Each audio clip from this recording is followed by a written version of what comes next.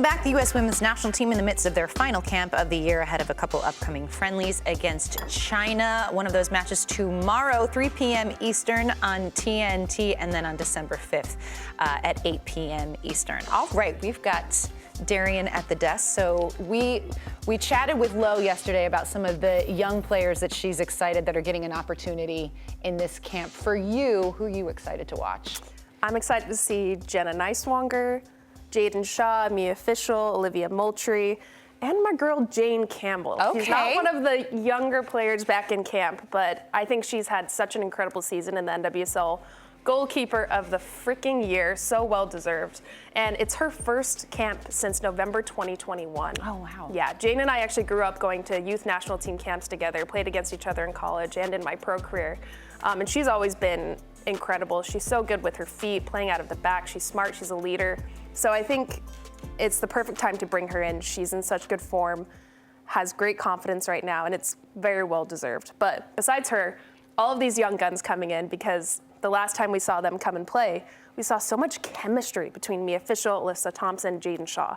And so I think building on that with these attacking prowess that the U.S. has is going to be great for these rookies. It feels like it's kind of a changing of the guard right now, perhaps. Am I correct in sort of that mentality of like there's this sort of like younger generation coming up, and then like an Alyssa Nair who's been sort of the stalwart goalkeeper. You know, they're not phasing her out, but you're starting to see other younger players emerge. Is that the point that we're at with the U.S. women's national team right now? Yeah, absolutely. And then you have Emma Hayes coming in, who she's spoken in depth about how the U.S. needs to look at our youth programming a lot more and be developing our younger players to be in these positions where we're still the top, because the U.S. the last few years has kind of fallen from this championship mindset I think that we've always had, and we've lost it. So I think with Hayes coming in, developing these young players, giving them opportunities and putting them in positions that are uncomfortable, and with U.S. soccer, kind of making U.S. soccer uncomfortable in general, because there's always been this kind of rigid structure U.S. soccer has always had, especially on the women's side. She's going to shake this up and challenge all of this. So I think that first being changing the squad with these younger players, hopefully seeing a formation change, style of play, having a little bit more bite and that championship mindset back into this team is going to be really effective. What are you hearing from your sources about just their players' first impressions? You're a journalist now. Yeah, I know. Exactly. But has she, because she came over, she's not going to be at these matches, but she came over to meet the players and sort of introduce yourself. So what are you hearing from the players in terms of their impressions of her and how she's relating to this group? Yeah, I mean, what we're seeing is that she's very kind. She wants to get to know everyone, which is great. Yeah, I'm glad that she's very kind and is nice, but I think what I'm really wanting to see is, you've seen clips of her talking about her players where she's very critical. She is not afraid to hurt your feelings. She'll put you in your place. She'll let you know when you're not good enough. And I actually think that's what this national team has been missing for a really long time. I think there's been a lot of accountability catering. has not been. Vlatko was too nice? Yeah. Too nice.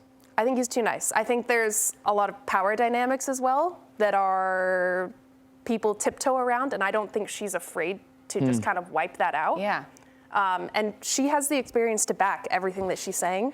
So her coming in, rocking the ship, having a clean slate, and I think, getting on everyone's good side, obviously, she's a good person. Of course. But I do think she's going to hold everyone accountable, and it's going to be really good for the future of U.S. soccer. I want to ask both of you as players, when you have a coach that you're a little bit scared of, does that bring out the best in you? Was that a dynamic that you flourished under, Jaleel? Yeah, I would say first and foremost with Emma Hayes, I like the fact that the Federation has really given her, it seems like the tools and the longevity in the future to be able to bring these U.S. women's national team where all of us want to see it get back to. I think that's super, super important, because you can have a manager of her prowess, maybe not have the power that she needs to go into a situation to revamp it, but that's not the case here. So that for me is hugely important and a major reason why I'm extremely excited about how she's going to be able to orchestrate this whole project.